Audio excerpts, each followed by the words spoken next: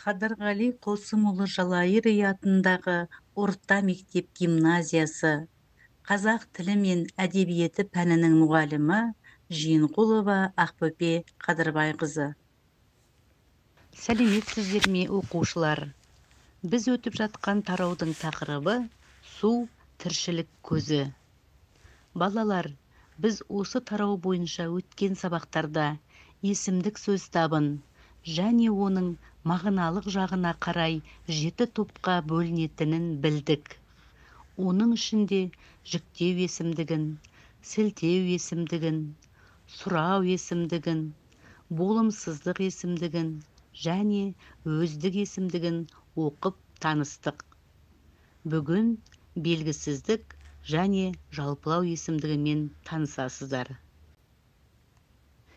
Белгісіздік есімдігі.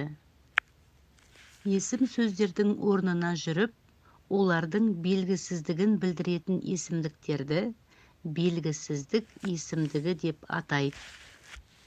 Белгісіздік есімдігіне біреу, кейбіреу, бірдеме, әркім, әріне, әлдекім, әлдене, кімде-кім, бір, қайсы бір, кейбір, қайсы біреу, әрбір, кейбір, бірнеше, әлденеше, біраз, әрқашан, әрқалай, әлдеқалай, әлдеқайда, әлдеқашан, әрқашан деген сөздер жатады. Белгісіздік есімдіктері көптелет, септелет және сын есімнің орнына қолданылады. Мысалы, белгісіздік есімдіктерінің көптелуі. Біреулер келе жатыр. Лер жалғау арқылы біреу деген сөз көптеліп, біреулер болып тұр. Белгісіздік есімдігінің септелуі. Мысалы, әркіммен бір соқтығысты. Кіммен? Әркіммен.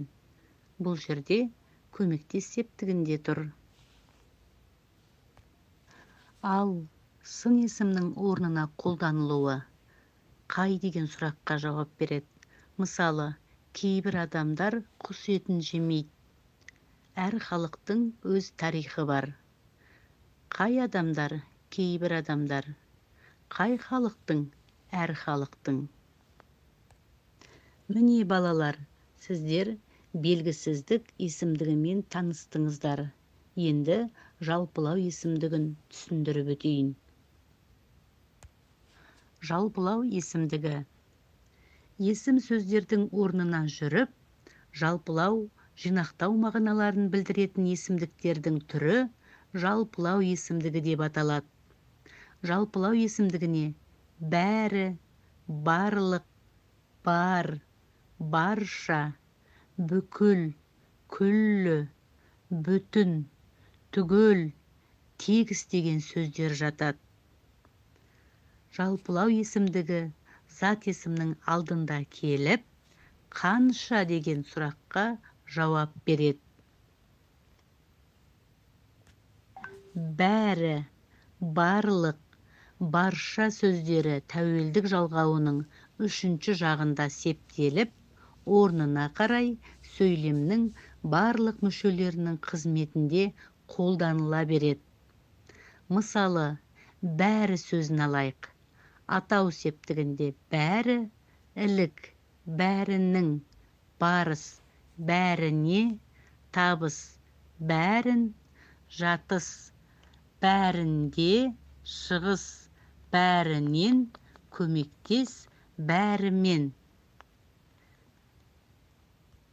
Міне балалар, мен сіздерге белгісіздік және жалпылау есімдігін түсіндірдім. Жаңа сабақты түсінсеңіздер, кітапта берілген тапсырмаларды орындаңыздар.